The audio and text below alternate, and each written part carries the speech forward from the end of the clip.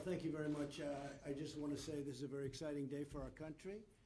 We have been at this long and hard for 3.5 years. I want to thank Elon, who's been a friend of mine for a long time, somebody I have great respect for, but this is 24/7 for you. You're always thinking about this. You're thinking about other things, too. You have plenty to think about, but this has been your baby. This is the top focus by far. This is the toughest one. In fact, I've told my team it's not simply the top priority, it is the only priority. That's great. Yeah. That's great. Well, it looks beautiful. We won't say congratulations because we have a long way to go, but it looks magnificent. And I just want to thank everybody in the room. Jim, you took it over from its infancy. And I was saying before, they had grass growing in the runways between the cracks. And now we have the best of the best. And I want to thank again Vice President Mike Pence. He's worked so hard. This has been a labor of love, and great job, really a great job. But I want to thank everybody down here, and this is something the First Lady and I looked very much forward to seeing. And in a short while, that's going to be a liftoff. It looks like we're probably going to make it weather-wise, Jim. Is that right? We are a go for launch right now. That sounds very exciting. So I hope you all enjoy it. Thank you very much. Thank you for being here. Jim, would you like to say something? I would love to, sir. I want to be really clear about the transformation that has happened right here at the Kennedy Space Center. And I say this because I know Bob Cabana has been the director of this center for, 12 years. 12 years. There was a time in our country, Mr. President, about 9 years ago when the space shuttles were retired.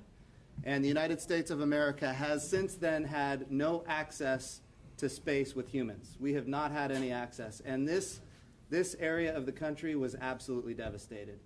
And it was at a time when we also canceled the moon program. We had a great moon program that was underway. But because of the hard work of Bob Cabana throughout those times, and now we've got great support from the administration. NASA's budgets in nominal dollars are as high as they've ever been. We're bringing America back as it relates to human spaceflight. As you said, sir, there was a day when there was grass growing out of the runways. But now we not only have the policy directive from the administration, we also have the budgets to match that policy directive to put America preeminent in space. Appointing the Vice President to chair the National Space Council was a brilliant move that has put us in a position for success. And so we're hitting on all cylinders right now. I want to be clear. Today is a big day for the nation. And Elon, we're grateful for your labor of love that goes back a long time as well. So America needs to be, we need to lead the world, sir, and you put us in a position to do that, and we're grateful. Thank you very much, Jim. Yes, Mike, would you like to say something, please? Well, thank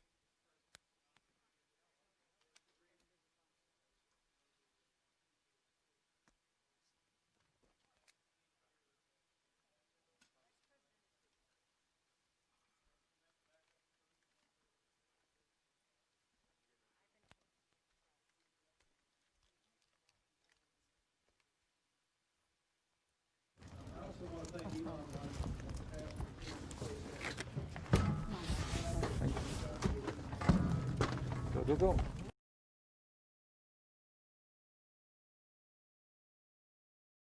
Board, or basically firing off of the Falcon 9 while they're flying into space. We have to make sure that conditions are good in the sea states around those areas, just so they're not going to be landing in the middle of a hurricane, which we did have a tropical storm forming right off the coast of South Carolina today, just to help complicate things a little bit. And people might be asking, if we knew the weather was going to be a little iffy today, why continue to count down? Well, that is the reason why we do all these checks all the way to countdown. In Florida, the weather is, pretty sporadic. Sometimes a thunderstorm or hurricane will pass through. Within 20 minutes, it's gone, and we could have clear skies for a safe launch.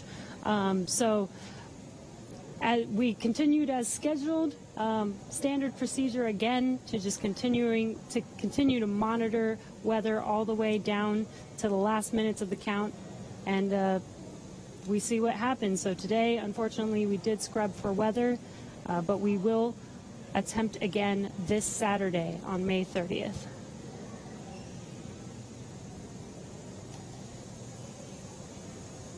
And Dan, Jesse, a couple of things to add on there.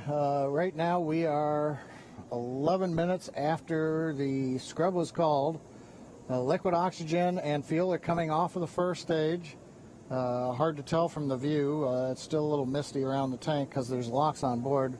But we're between half and a third of each of the fuel and LOX tanks filled on the first stage. So propellant coming out right per plan. The second stage fuel tank is offloading. That's going slower, but it's also a smaller tank. It doesn't take very long to either load it or to offload it. The other thing that we're working on is the high-pressure helium spheres, as well as the nitrogen spheres for the landing leg system. The pressure will be brought down on those, eventually getting it down low enough to where people can re-enter the pad area. So right now, the team is preparing, once they get a permission, the SpaceX ingress-egress technician team will come back inside the caution area around the pad, make their way up when conditions are right, open up the hatch and assist the astronauts out of the Dragon.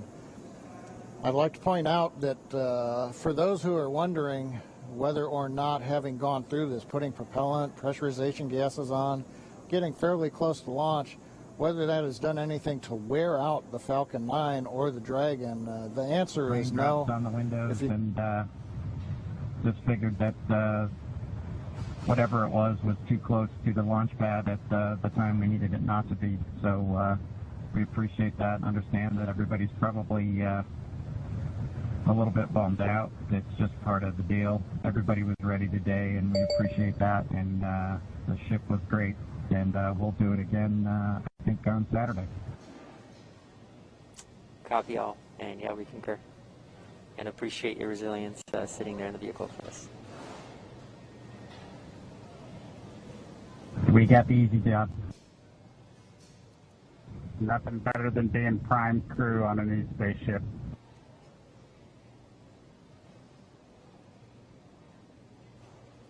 Copy that. All right, some great words from Bob and Doug. They're feeling good inside Dragon. They'll be ready to go when we make our next attempt on Saturday. Right now, we're just still waiting for all of the fuel to come off the Falcon 9 rocket. After Stage 1 that, LOX and fuel roughly 20%, and Stage 2 fuel 36%. and so that call right there, we're still at a little over 20% on fuel, RP1, and LOX, liquid oxygen on the first stage, and then at about 26% on RP1 on that second stage. So again, it takes about 40 minutes once the process starts, so we should have right around 30 minutes or so until all that fuel's off. And then the crew will get the go to disarm the launch escape system. We'll see that crew access arm swing back into place, and they can begin to egress or get out of the Dragon spacecraft. And you heard it live, that weather update of what we violated. We were just 10 minutes off, unfortunately, but again, today was an instantaneous launch. And as John explained, it's due to the orbital mechanics and making sure that at the time we launch, it will allow us to get to the space station on time and accurately. So you can see on your right screen, Bob and Doug are patiently waiting. They do still have their visors on and still strapped into their seats. The launch escape system is still armed right now as we are offloading fuel, and will not disarm until prop offload is complete. And this is just to ensure the safety of Bob and Doug and make sure that they can egress safely from the rocket.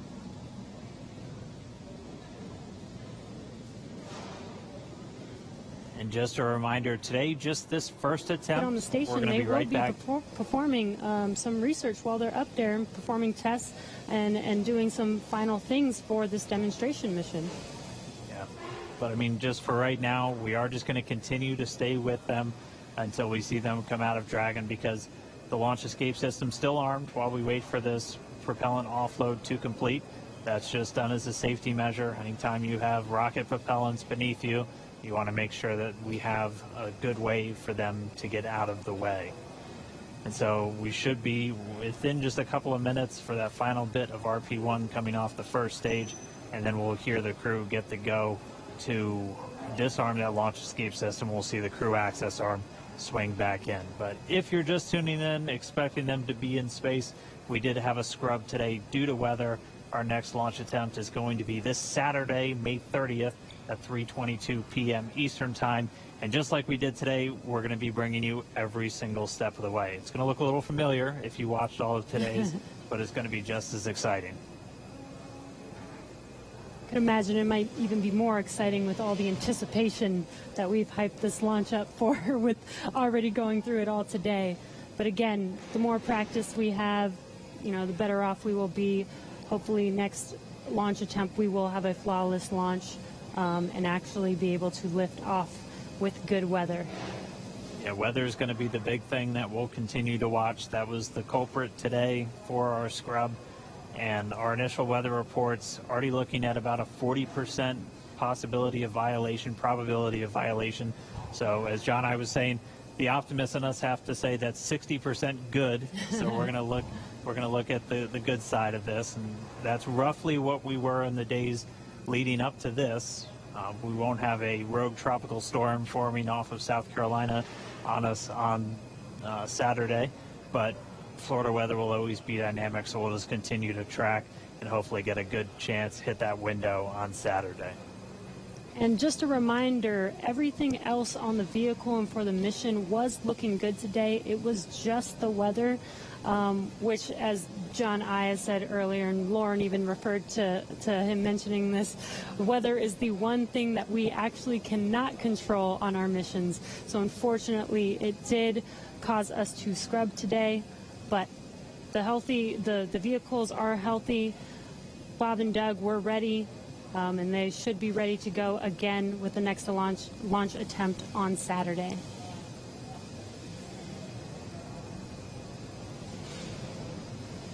Just looking at our data, it looks like that RP1 is just about all out.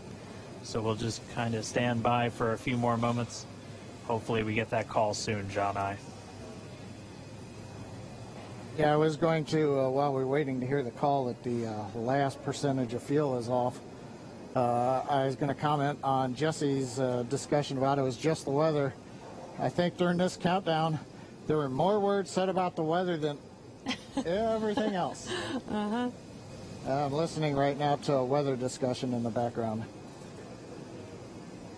And again, for people wondering if we knew that we did have bad weather, even from this morning, again, we do monitor this all the way down to the final minutes of the countdown. And with Florida weather being pretty sporadic, sometimes we have even hurricanes coming through or bad weather coming through and passing 20 minutes later and having good weather for a launch. So Doug's seats will rotate back out of launch position so that they can safely get out of their seats and egress the vehicle.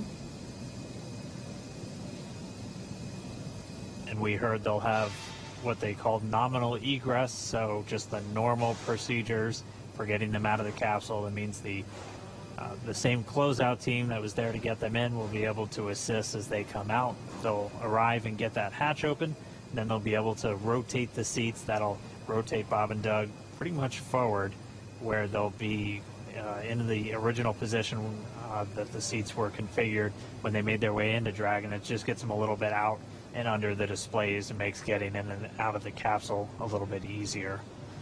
They've been in those seats for about 3 hours at this point, so definitely a long day for the crew as they woke up about 6 hours prior to our T-0, had their breakfast, which we confirmed was steak and eggs, at least for Doug Hurley.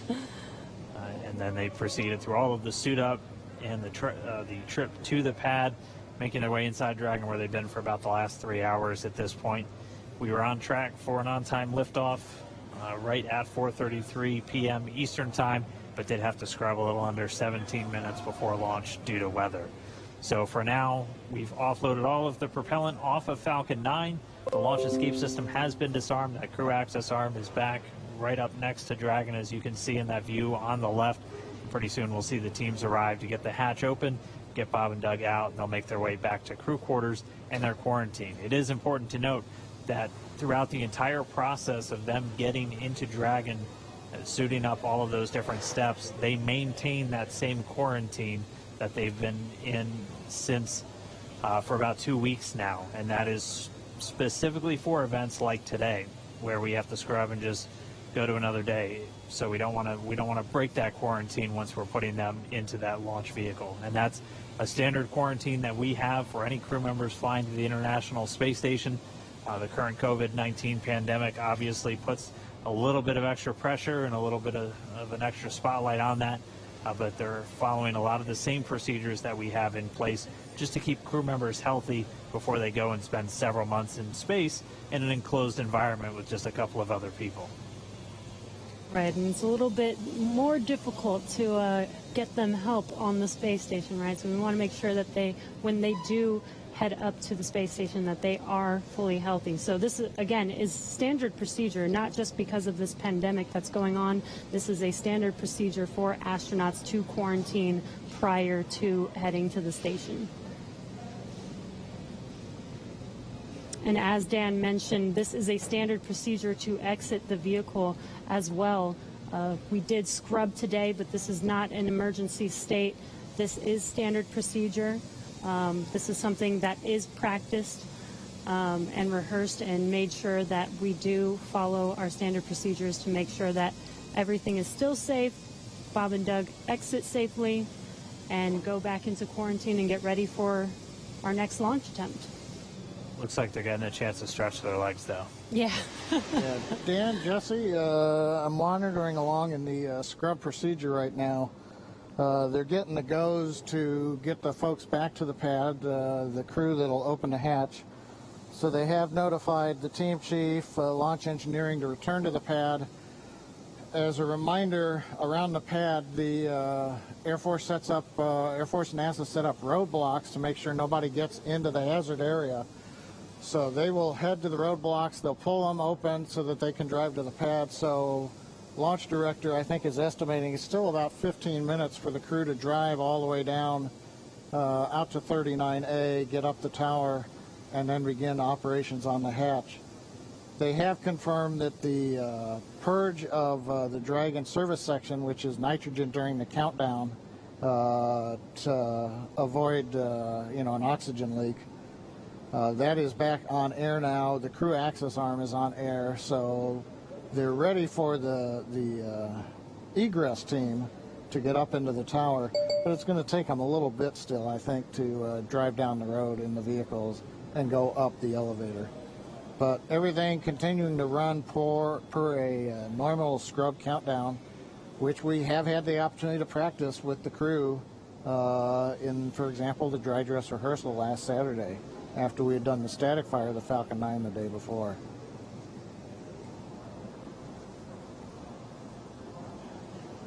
I've been seeing a few questions, people asking why aren't we just trying to launch tomorrow? As John and I was talking us through, there's some very specific times you have to identify when you're going to be able to link up with the International Space Station. You'll only have so much fuel, which can only generate so much energy to make sure you're going to intersect with the station, which is flying at over 17,000 miles an hour. So you're hitting Dragon one bullet SpaceX with another pumps. bullet. Some of our other launch attempts are able to make it to station, but have much longer Hey, Dragon, times. to prevent us from losing comms, we're going to be switching to umbilical at this time. I'm going to be unmerging Countdown 1, but we'll keep you updated here on Dragon Ground.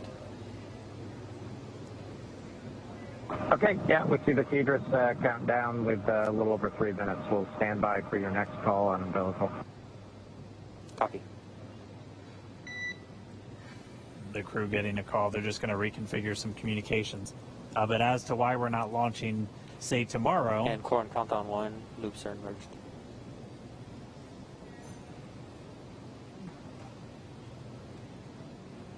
But when we pick our launch attempts, we also have to take